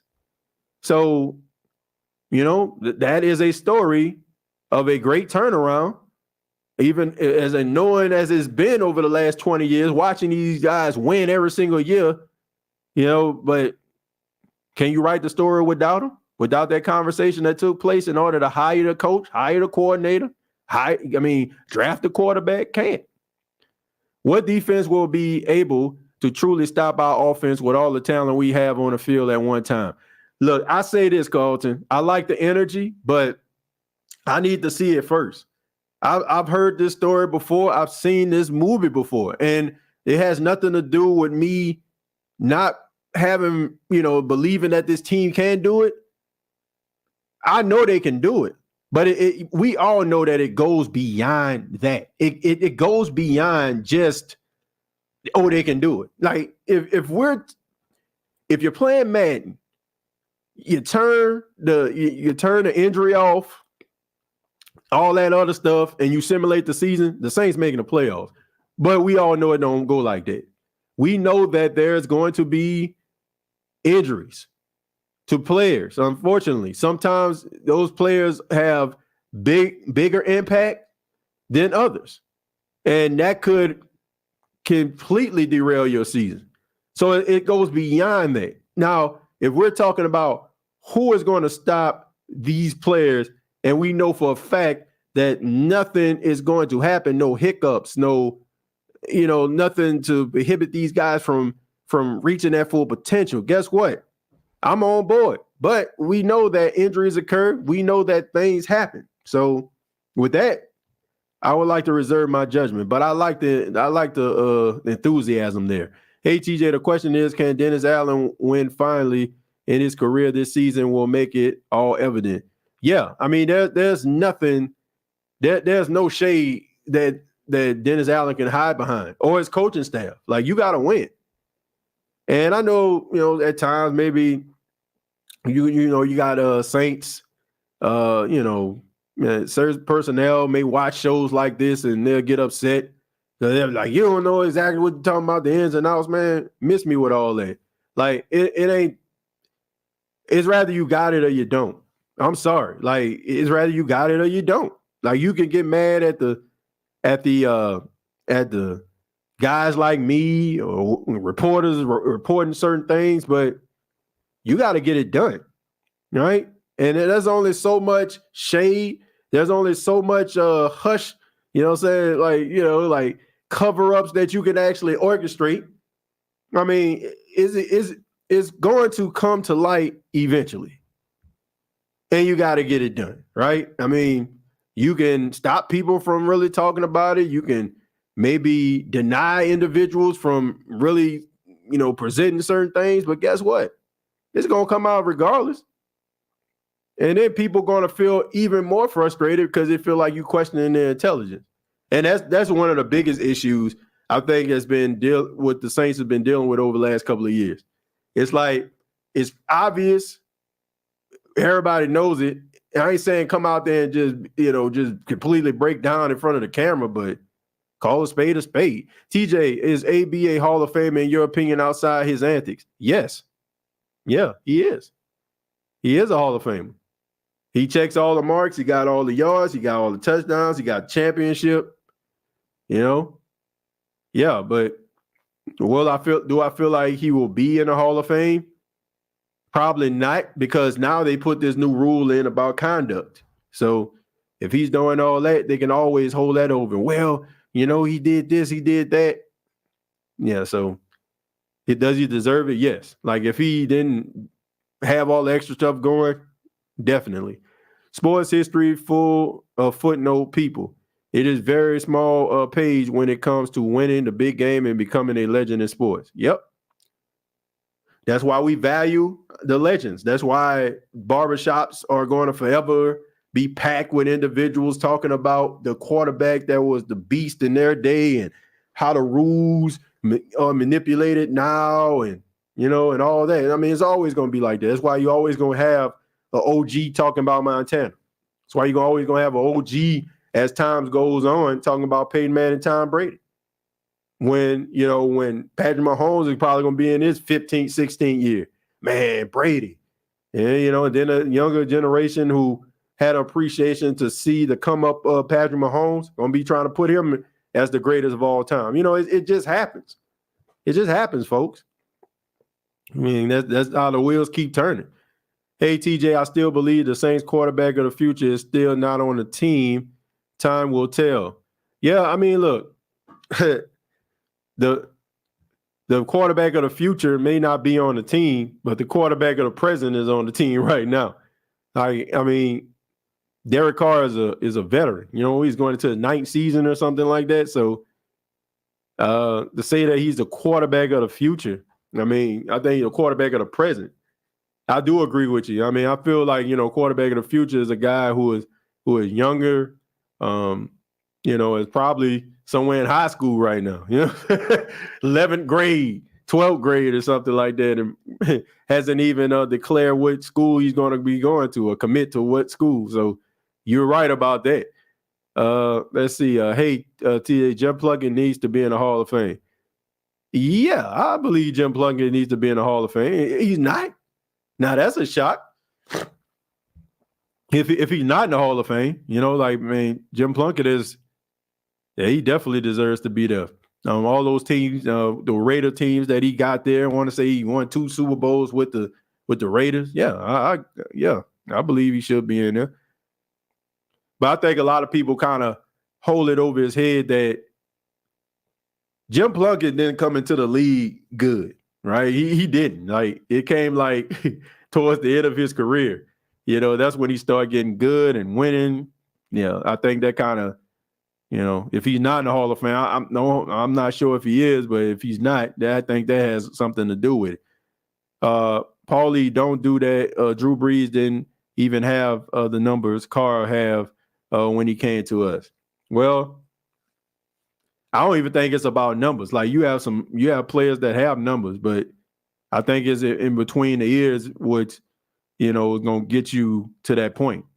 Like I think what a lot of people don't understand is Drew Brees was one of the most intelligent football players in the league. And I don't think people understand that. Like it takes more than just arm talent and a bunch of yards that you probably accumulated during garbage time if your team wasn't good and you had to throw to get back into the game. You know, you got to have a certain knowledge. You got to have a certain leadership quality. He looked like he's checking all the boxes, but it's beyond just having arm talent. I mention this all the time. There's so many different guys who had arm talent, and they're not in the Hall of Fame. Jeff George had arm talent. I mean, Aaron Brooks had arm talent, you know, but those guys aren't in the Hall of Fame, not touching, not scratching, not sniffing it. Jamarcus Russell had arm talent. Kyle Bowler had arm talent.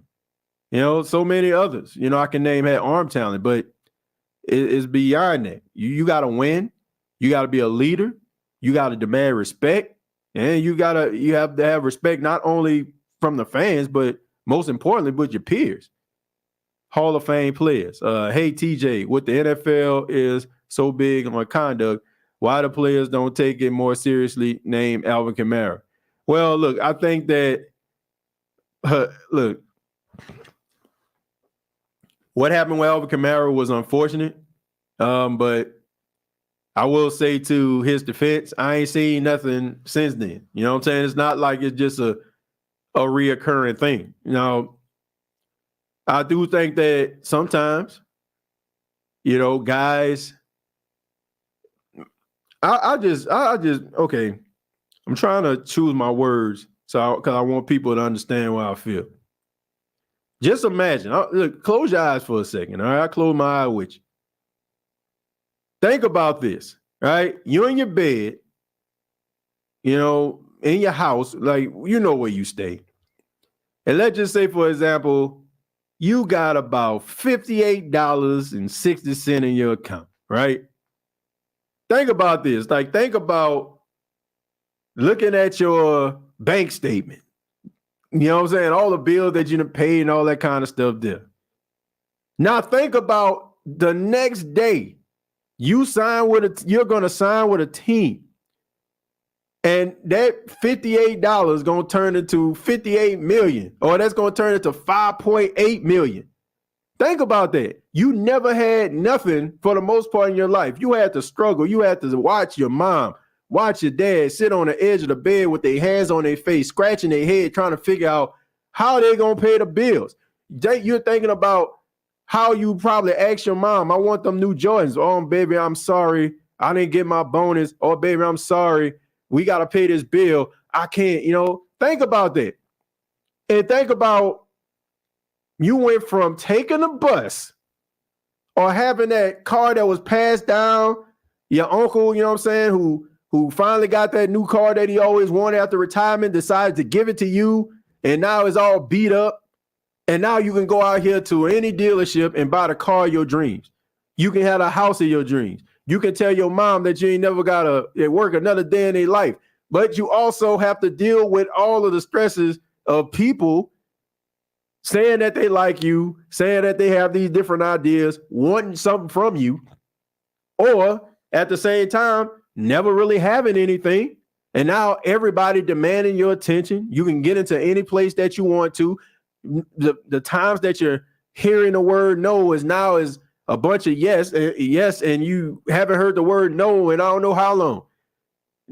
Now think about that. Now, you know, and you can say whatever you want to say. Money does change people.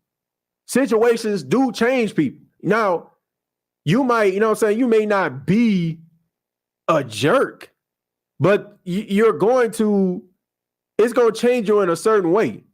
And I just think that sometimes when guys can get what they want, women can get what they want, can have access to what they want, there is that sense of entitlement from time to time.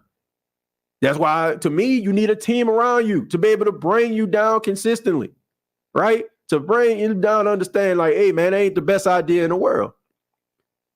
Now, I can't relate to that because I can't buy everything that I want, but to a certain extent, I understand. And being in certain situations where you see the cheesiest of the cheese. Like, I tell y'all a story. So I was at the hotel for the NFL Combine, right? And, you know, I mean, I had on like sweatpants and, you know what I'm saying, like jacket and stuff like that. And I'm talking about like the sleaziest of the sleaziest, like wannabe agent like came up to me, man, I can do this for you. I can do like, dude, this like I'm like, dude, I don't even play football, right? But trying to sell me into what he's actually doing. Now, these guys are probably getting this stuff all the time. And you're hearing this stuff all the time. You're getting frustrated, like you're seeing negative press about yourself, all these different things these dudes have to deal with. And I know it comes with the territory, but how many guys are going to like make the right decision all the time? It happens. It happens, folks. And like I said, I'm not trying to give these guys a get out of jail free card, but I can, I understand to a certain extent. Now I don't understand why you want to beat a guy to, within an inch of his life. But we all know that we live in a world today where people are chasing clout. You know what I'm saying? Like a lawyer chasing an ambulance, you know what I'm saying, after a car crash. We know this, right? I mean, look what's going on with Mariah Mills right now. I mean, clout chasing, right? With Zion Williamson, right? I mean, everybody's talking about her. Oh, man, look, this girl crazy, man. Look how she crazy about Zion. She don't care how she get it. You got people out here that will look up football players, basketball players, athletes, celebrities' whereabouts and go out there, try to pick a fight or try to say something to heckle them in order for them to get hit in the face because they can get a couple of dollars. It just happens, man. So guys aren't going to make the best decisions. 20, 21-year-olds, I mean, did you make the best decisions when you were 20? I know I didn't, and I didn't have any money. And I still was making dumb decisions. It happens, folks, I know we want these guys to be like, holier than thou and have an application ready to join the Vatican. I don't know, but it just, it just don't happen that way. Guys are going to make mistakes. You just hope that they learn from them. But I think Alvin, learned from his mistake. I think that he'll be okay. Some guys never do. It's unfortunate, but we just got to hope that one of our favorite players does, and it seemed like he has. Carr has one good coach. One good coach. Two, Breeze had two, Marty and Sean. Yeah, I agree. I appreciate SOTS. You're doing a good job. It is so easy to listen to. I tried to listen to AFN, and those guys are clowns. I enjoy it when you made them eat crow when we beat the Falcons. Well, look, I ain't got no problem with anybody, man. And I understand how they feel. You're a Falcon fan. You want your team to be successful. You want them to win. I get all that. I really do. But I just try to be objective. I try to be objective. I'm a huge Saint fan. Anybody that knows me knows that to be true. But my whole objective is not to stick it to Falcons, Panthers, or Buccaneers fans. That's not my motive. I crack a joke every now and then as fun banter, but I mean, I'm not just going to sit up here and just say the Saints going to win everything because I don't like the Falcons.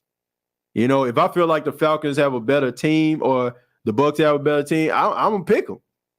But that I don't make me any less. But some of those guys, they have, or ladies, they have such a disdain for the rivals that it clouds their judgment, and they don't see the forest, through the trees, so to speak.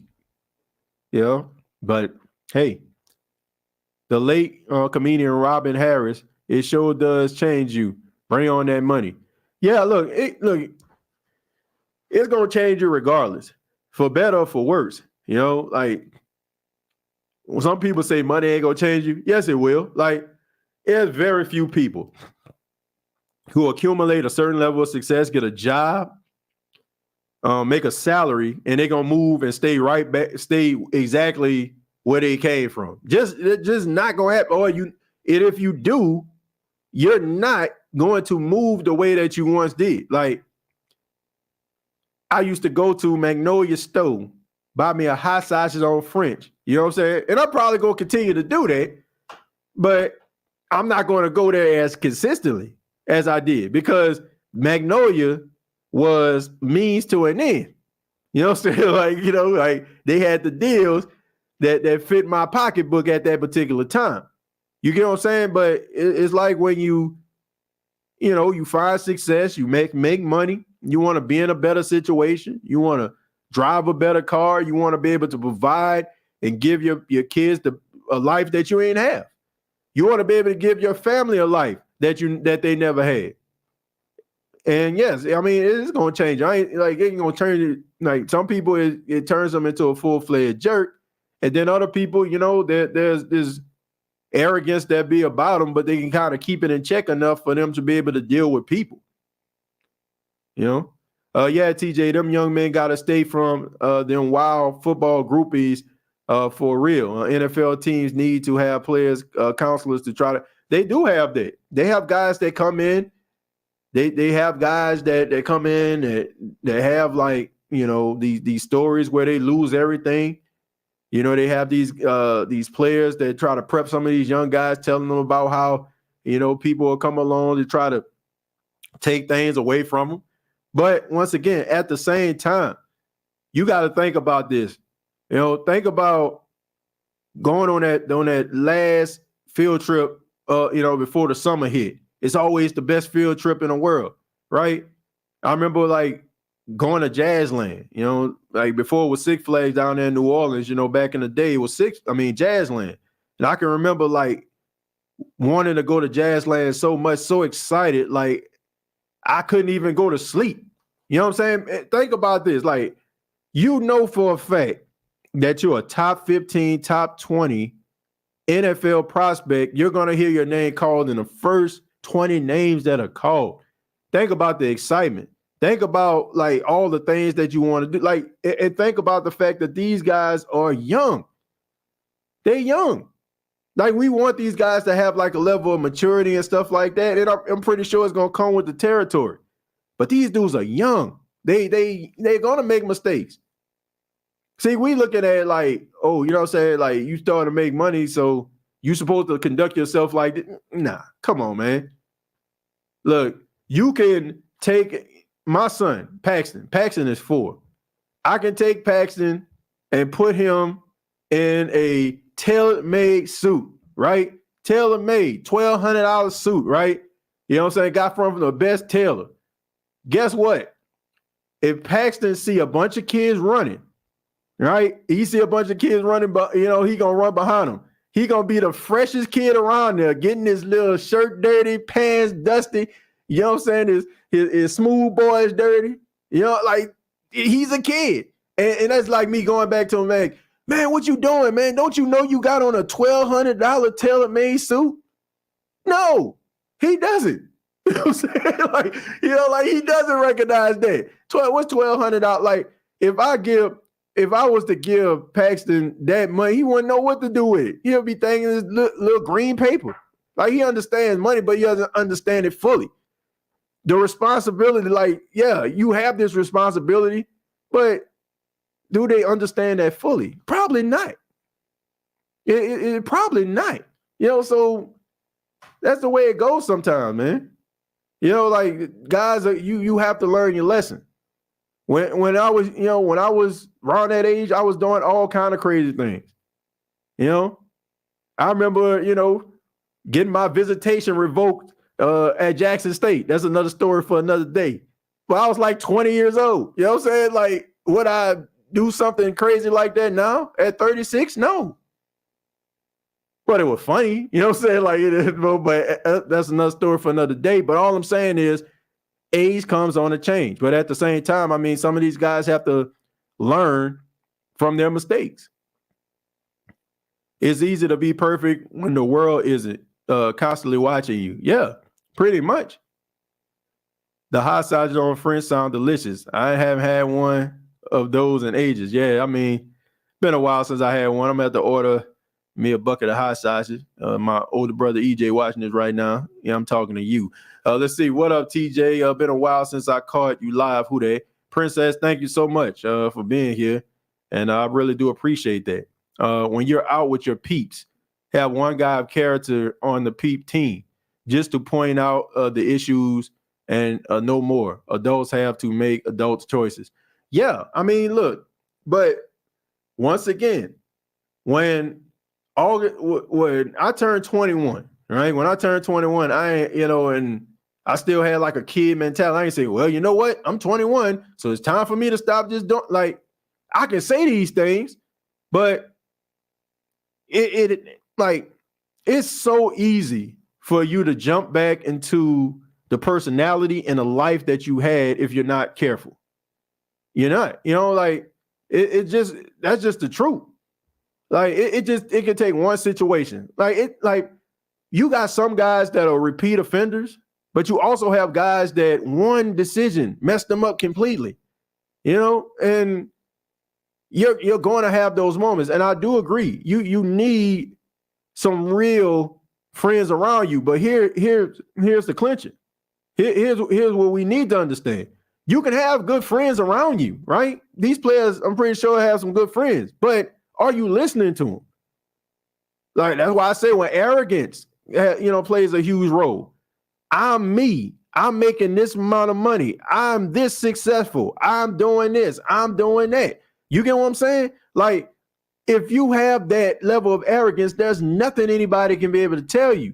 That's why I say you want money to change you, but not to a point where you feel like you're beyond reproach. Like nobody can't tell you nothing.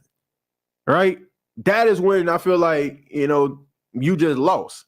And also you want to be able to be that friend that willing to lose by telling your real friend something. Like some guys, they get nervous, probably because, man, if I tell them something, I ain't gonna be able to go to the yacht party out there in Miami. I ain't gonna be able to chill at the crib. Me, I look at myself as that friend that, look, if that means our friendship is tainted because I'm telling you something that you need to hear and you don't want to hear it, then it is what it is. But you cannot be so arrogant and full of yourself that when somebody is telling you the right thing as a friend, you not listen. So it goes just beyond just having a good peep team around you. You might have the best peep team, you might have the best, people around you, but if you're not listening and being receptive to what they're saying, you're going to make mistakes and you're going to constantly see you on ESPN. Hey, TJ, our brains don't stop growing until 25. We need more wisdom and guidance in our younger years. Yeah. I mean, look, you need wisdom and guidance in your younger years, but you also need to be receptive of that knowledge.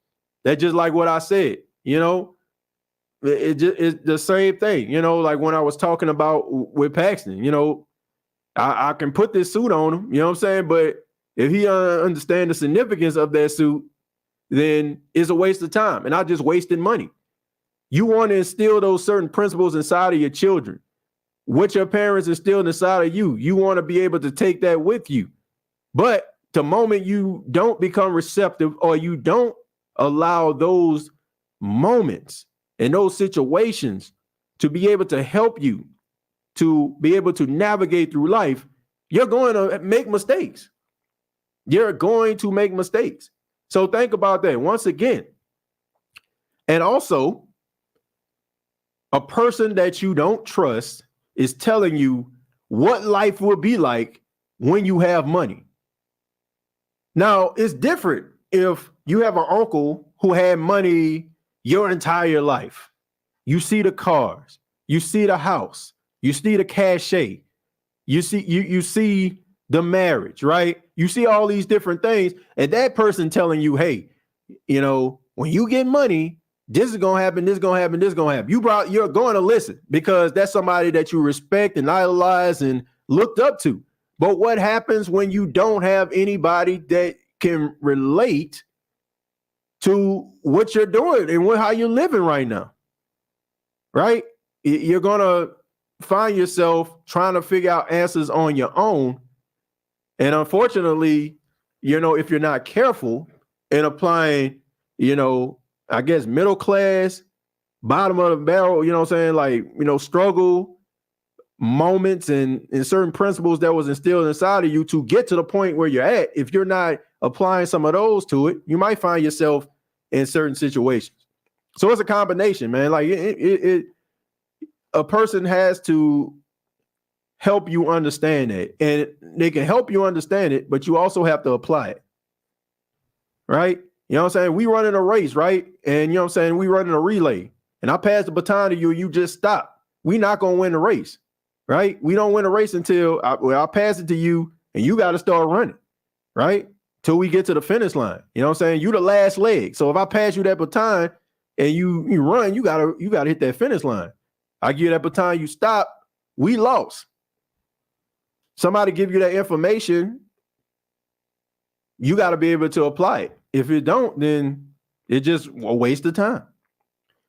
TJ, I know this is a little off topic, but as a married man myself, I respect how you speak about your wife whenever you bring her up back to football. Look, man, shouts out to my wife. Look, everybody know I love my wife. If you don't, I do.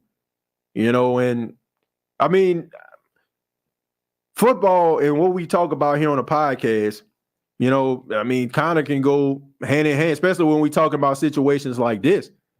You know, life lessons. Like it's when you think about it, I know we look at these players as larger than life because of their salaries, because of their size, because of how they look, what they can do. But you take, you know what I'm saying, the money and all that kind of stuff. They're people just like you and me. They deal with situations just like you and me. And it's not that hard for us to be able to relate to them if you think about it. And I just think that sometimes we look at guys and be like, well, they should know better. Like, but think about this. Like, put yourself in that position. And I think we disconnect ourselves because we don't make as much money as those guys. And we're not doing a job that people look at as, you know, extraordinary. Now, some of us have extraordinary jobs, and without us, you know, things can't go.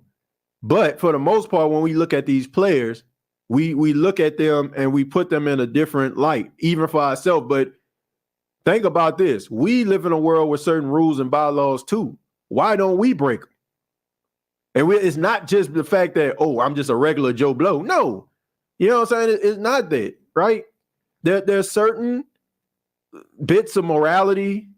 There are certain things and principles that are instilled inside of us for us not to make those decisions. So it's the same way with these other guys. But what suppresses us? Just like how I'm talking about some of the things that your mom, your dad, your brother, your grandmother has instilled inside of you makes us not make those decisions. And some of us, we may not be multimillionaires, but we're in better situations than we are right now. And there are certain practices that we have to have in order for us to maintain the life that we have. Rather it's your marriage, rather it's your keeping your job, rather it's paying a mortgage for your house. It's not that different when you think about it, folks. It's not.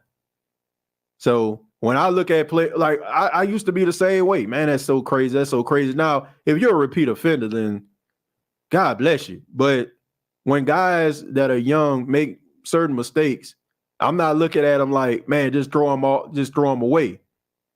Because we've all made mistakes. And some of us made some mistakes that could have seriously put us in a position where we wouldn't be able to be watching this show or be able to comment in the chat. But what happens if somebody would have gave up on us? You get what I'm saying? So it's kind of different. I'm convinced that they got better, but I'm hoping they execute better. A lot of good teams. Yeah, look, we can't just be like, oh, look at the NFC kind of mixed with a bunch of mediocre quarterbacks and just be like, hey, you know what? We're going to be all right. You know, like it's much more than that. You got to go out there and win. I'm not looking at Pro Football Focus as, you know, as a deciding factor. I'm not looking at other analytics to be the deciding factor. You have to get it done. If you don't get it done, then you're going to end up finding yourself on the outside looking in. And some of these shows are going to be extremely interesting because they're not getting the job done. All right. I'm going to read a few more and then we're going to get up out of here. I know the show a little bit longer than usual, but haven't had a show in the last couple of days. So just wanted to give you all some quality talk here. And I know we talked a little bit about Saints football and had some TED talk too. I'm still here watching the show, TJ. This is a blessing. Well, thank you, man. I'm blessed to have y'all here, you know, being able to talk about football and life as well. Let me see. It says Antonio Brown must be crazy, but he ain't dumb. The coach told him to get the F out, so he did just that. He had an injury and he didn't want to play. Yeah, I mean, look, there are other ways that you can go around that. I think it's a mix of him wanting to be the center of attention and, you know what I'm saying, being able to, be able to do it. Like, this not happening if Antonio Brown didn't get no contract, right? So a lot of these guys deal with a lot of stuff. They grin and bear it until they get paid, and then they feel like they can call the shots themselves. And sometimes I guess that's probably where he was at. But, sometimes you got to choose your battles. Sometimes you got to realize what you're losing. And if you feel like it's worth losing, then, I say go ahead and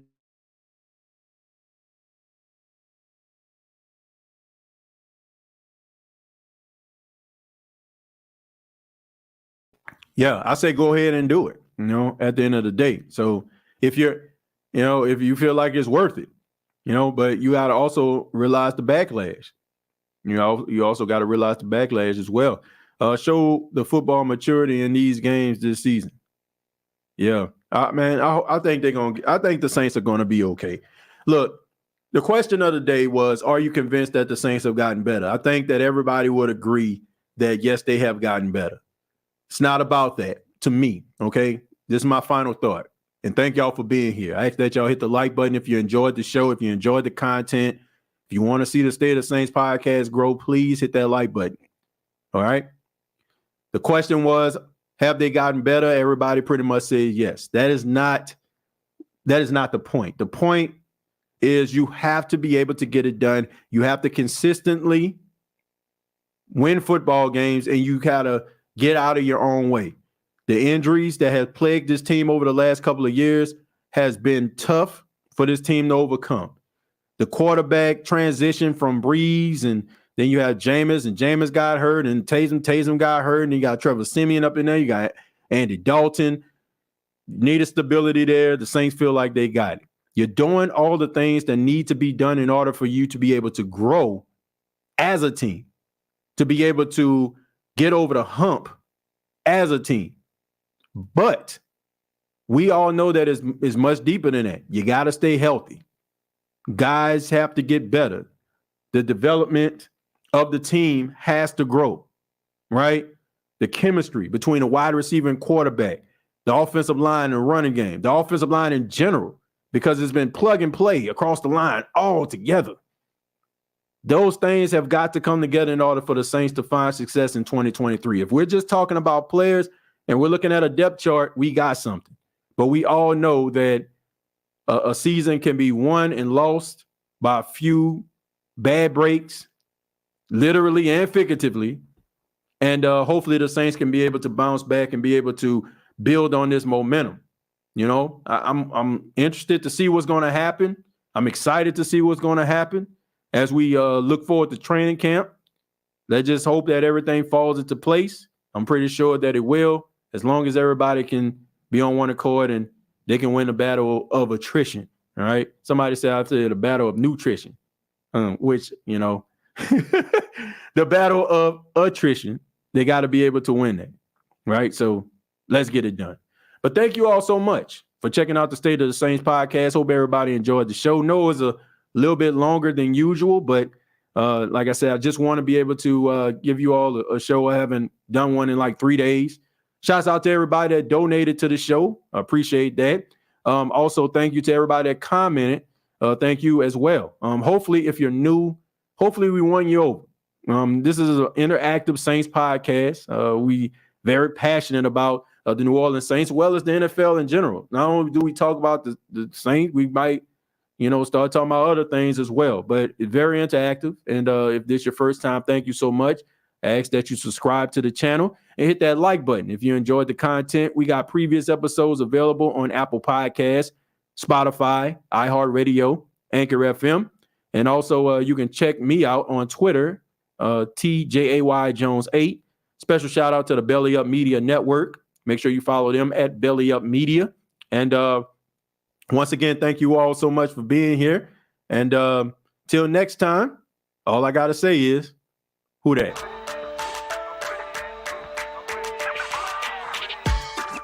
Hey, don't let these tears fool you. It's all dog around this mug. I'm good.